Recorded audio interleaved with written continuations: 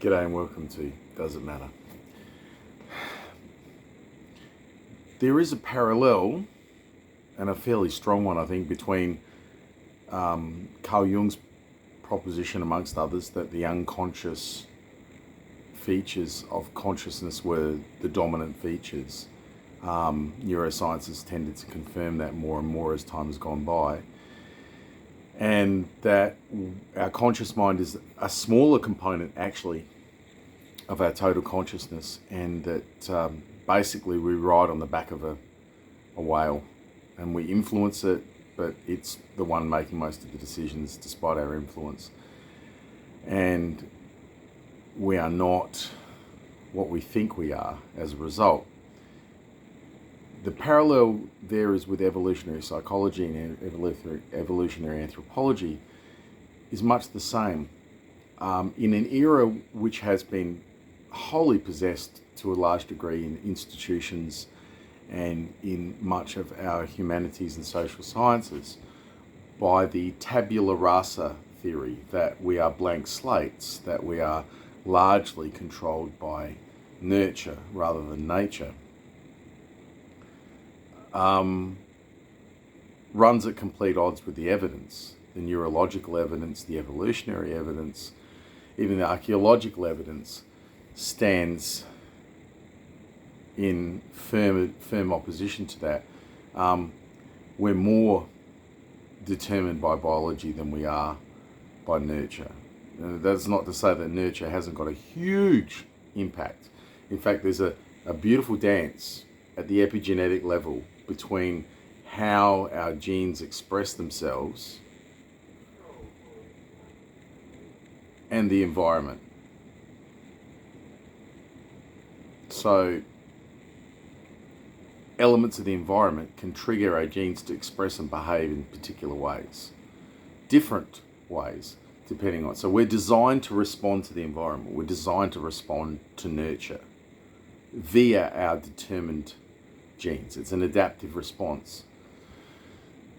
But even then, even when we're being flexible, even when we're sort of starting to tiptoe through that tabula rasa model, its origins are firmly underpinned in our evolutionary history and in our biology and in our genes, which means that there are some hard parameters, limits as to just how flexible we are and to what can be done with nurture and what can't be done.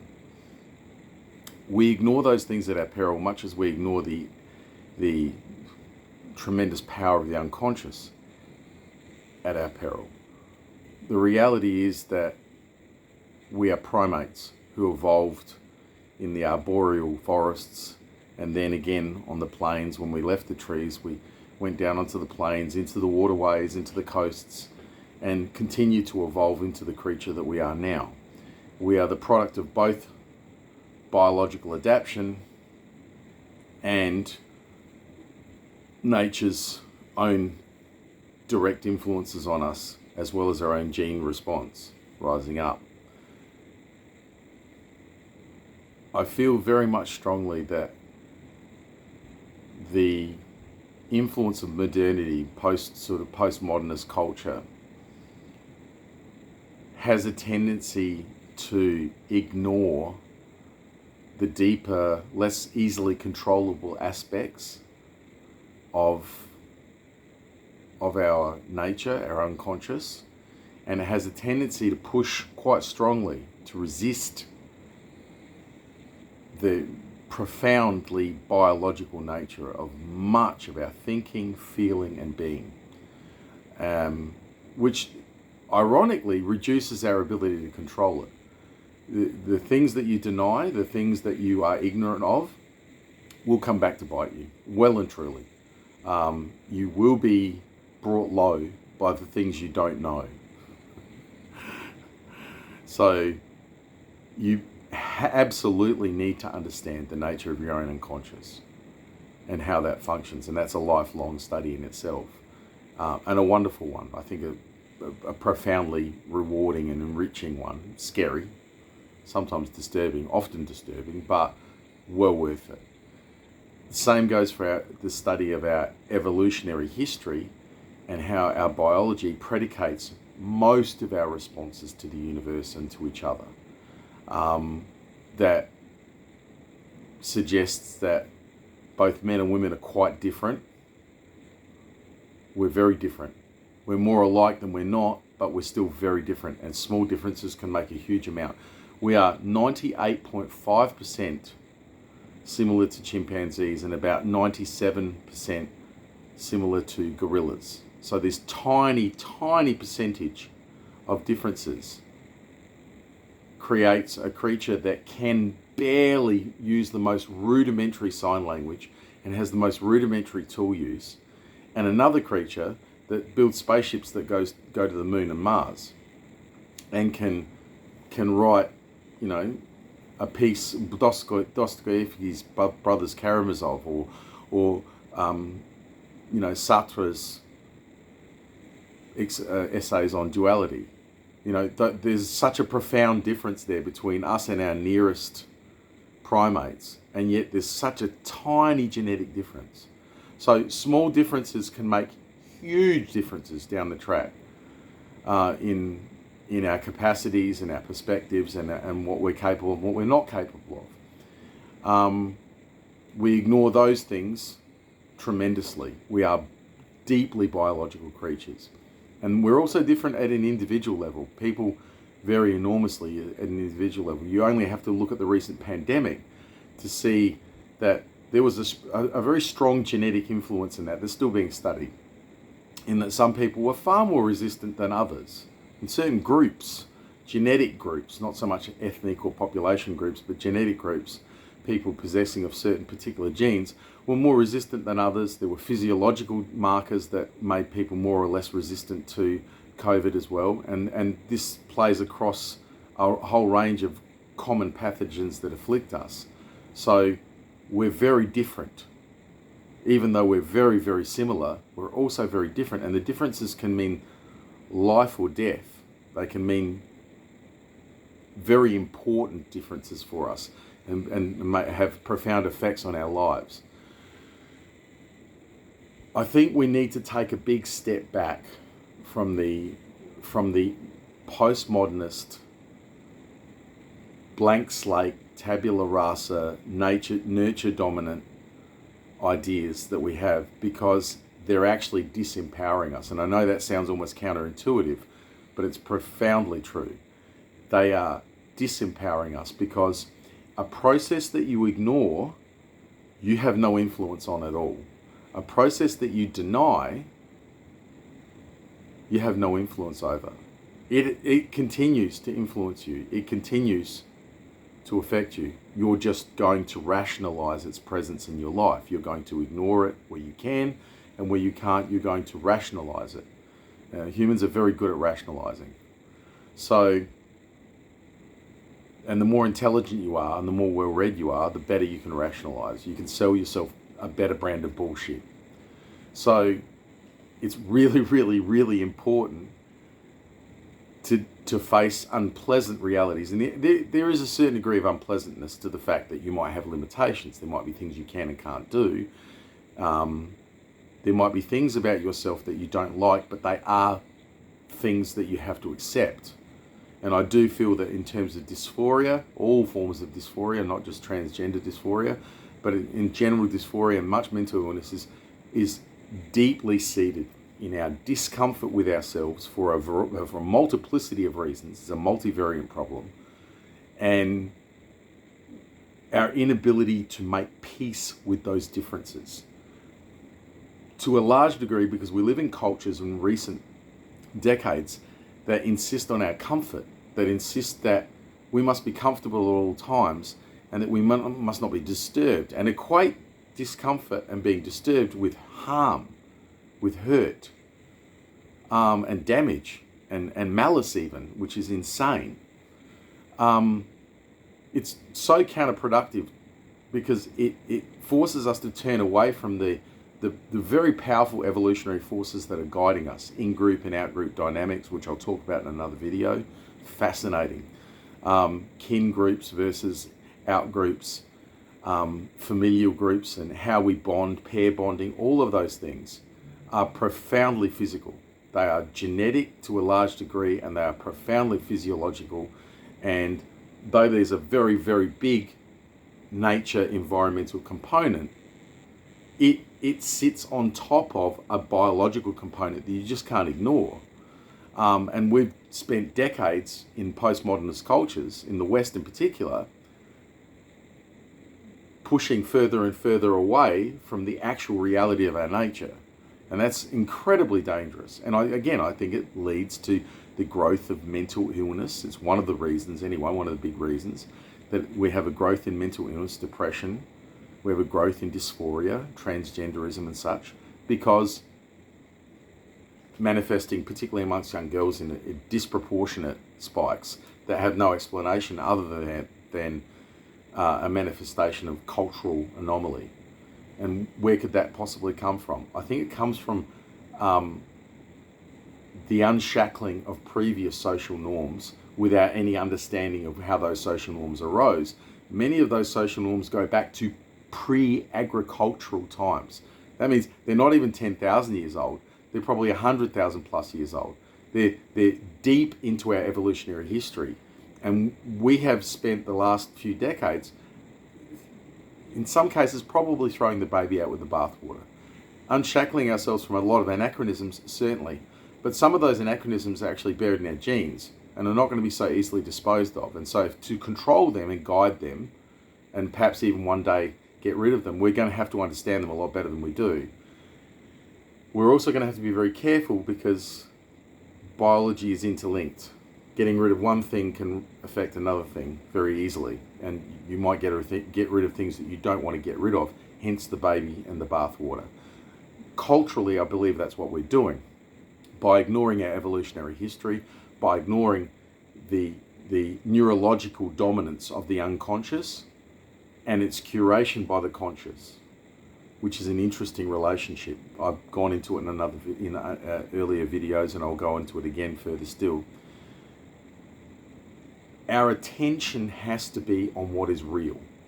And what is real is that there's a whole ocean of you that you're barely aware of, that drives most of your decisions and feelings. And your conscious mind spends most of its time running around, scrambling around, rationalizing after the fact.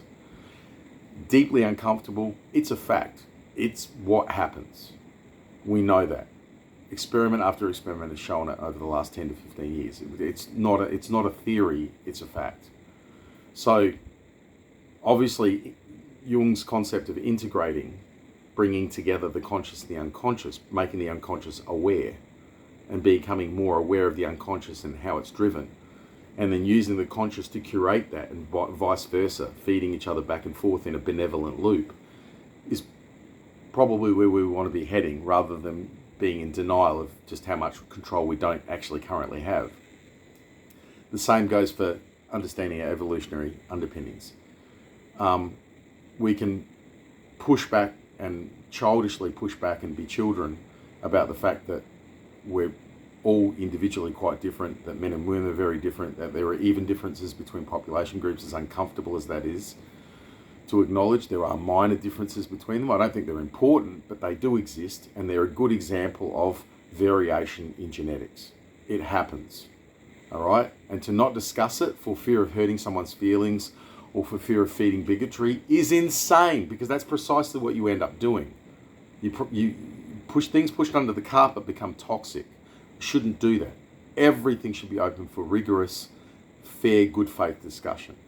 We don't want to feed trolls, certainly, but we're inevitably going to feed trolls and conspiracy-minded folk by refusing to discuss the hard conversations and the hard subjects. And we live in this woke-tard culture nowadays that's permeated our institutions, that's afraid of discussing certain things, and that has pedestalized feelings above facts. And that's insane. That hurts people. It's killing people. It's damaging people. It's led to explosions of mental health epidemics. It's led to increase in dysphoria. It's led to a lot of negative outcomes that we can avoid, that we profoundly should be avoiding, and we could be, if we were more open and honest in our conversations. We are biological creatures having a layered conscious experience. And we have a long, long evolutionary history that controls us, that shapes us, and always has. And once we understand that, and once we can explore that more honestly and more deeply, we will inevitably gain more control of the process. We want to control our evolution. It's what most progressives want to do as well, is, take the good stuff, root out some of the bad stuff. What we have to be careful of is that we haven't yet agreed on everything that's good and bad. And maybe we never should, just to be sure. A singular approach, a homogeneous approach to our evolution is probably not the greatest idea. I would like to see different groups into the next few hundred years exploring our evolution in different ways. That would be healthier for us. It might end up with the human race splintering into different variations. I don't see that as bad. Not very long ago, 100,000 years ago, there were several different types of human species on the planet. There could be again through our own engineered evolution. That's not a bad thing. And it's certainly better than engineered homogeneity. So we need some kind of accommodation. We need to bring an accordance together between our intellectual conscious reality and the deep unconscious reality that drives us, between our desired perceptions of how we function and our actual evolutionary underpinnings. These things need to be brought together. They have to be. We can't have a sustainable, healthy culture where so many people are running around ignorant of how they work, psychologically and evolutionarily, completely ignorant of how they work and how they came to be, and as a result have very limited control over those atavistic impulses that rise up through the biology, rise up through the unconscious, the traumatized unconscious, into the conscious, and just throw us forward like rockets into space in whatever direction they want us to go, without us really understanding what we're doing. And then we spend hours, days, weeks, months, years rationalizing our actions after the fact. A whole bunch of the time you have no idea why you did what you did. Here's an example. Just before I finish, here's an example. I want you to do something. I want you to grab something with your left hand. Okay? Just reach out and grab something with either hand, any hand. Reach out. Now, once you've reached out, look at which hand you reached out with. Did you reach out with your right hand, or did you reach out with your left? Why did you choose the hand that you chose? Why? Why did you choose the object that you chose? Yes, either hand was there and the object was there, but why? Why that particular combination? Why that particular hand? You don't even know why you chose the hand you chose. You don't even know specifically and accurately why you chose the object you chose. It just happened to catch your eye. But why? There's 100 things in the room that are likely to have caught your eye. That item is the item you grabbed. You can explore it. You can discover over time why you chose what you chose and how you chose what you chose, but it's not simple, it's not easy.